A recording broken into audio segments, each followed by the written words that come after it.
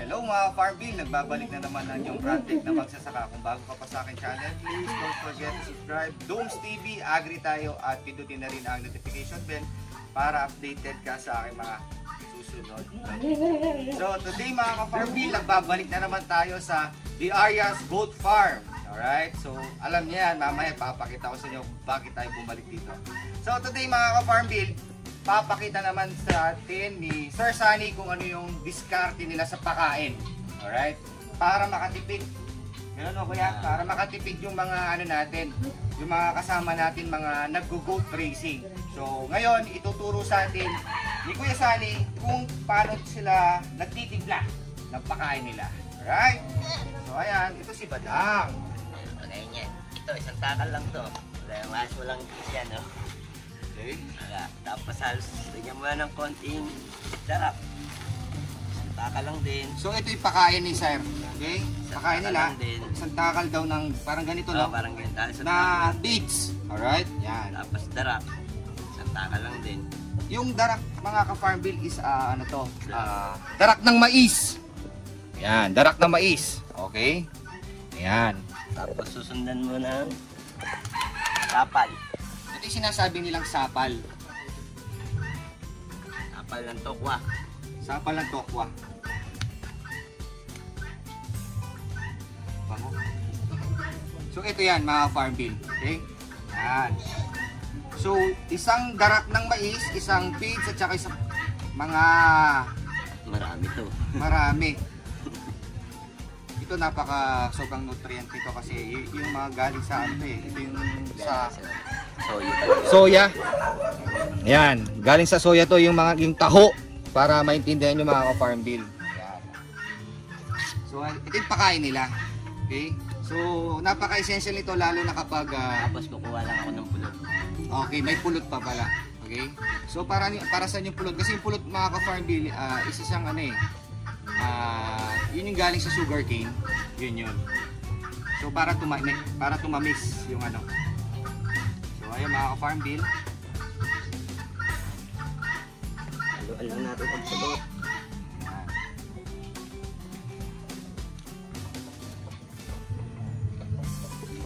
Alam niyo ba mga ka-Farmville yung pulot kasi?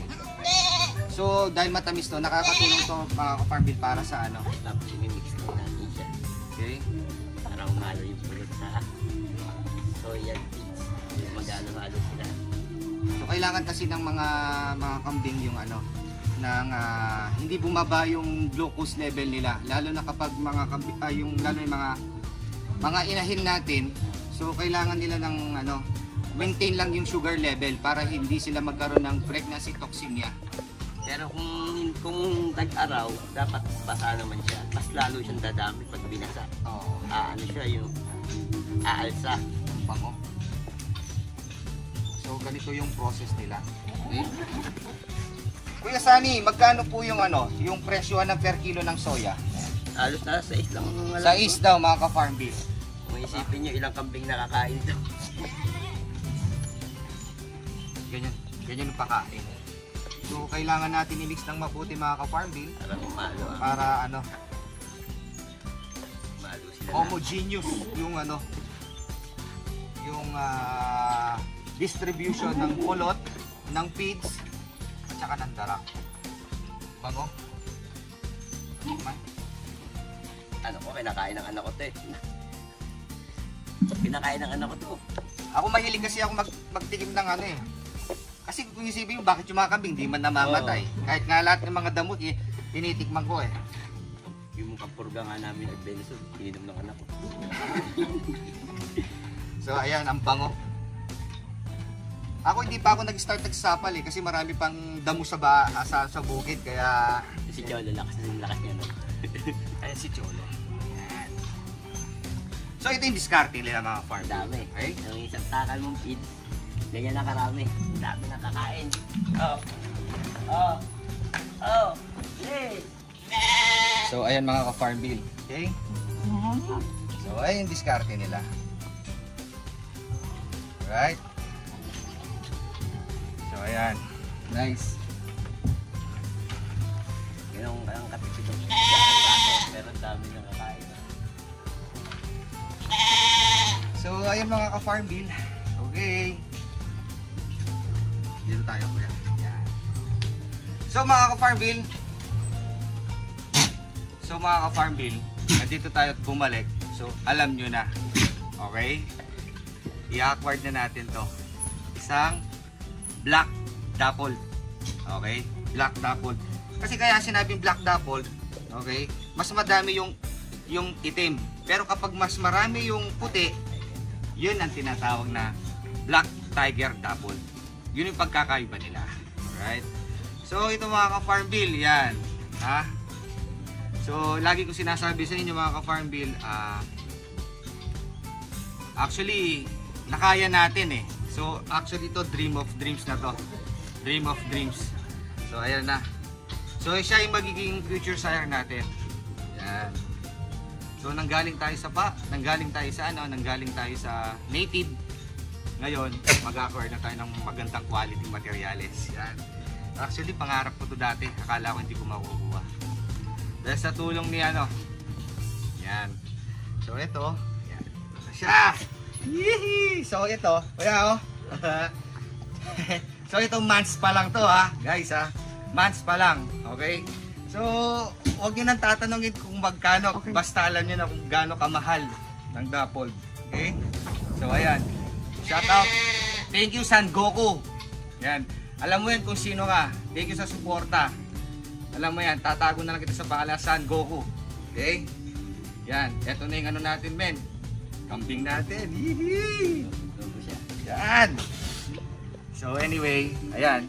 Unang-una. So, thank you kay Sir Sunny kasi inalagaan niyang mabuti yung si Cholo. Okay? Si Cholo mga ka-farm bill, galing to sa Cholo Game Farm. Diyan sa Tarlac. Kay Boss kay Boss Cholo.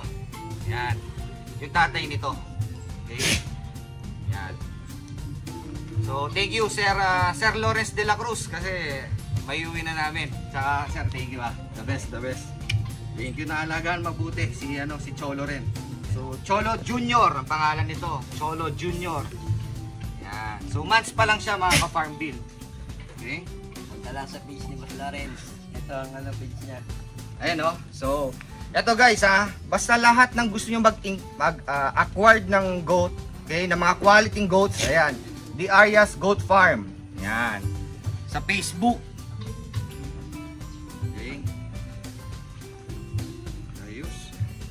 So yan takaw niya Cholo. So months pa lang siya guys ha. So alam niyo na kung gaano presyo nito. So tingnan niyo naman, big bone ha, big bone. Sarap. Uwi na natin siya sa Irona guys.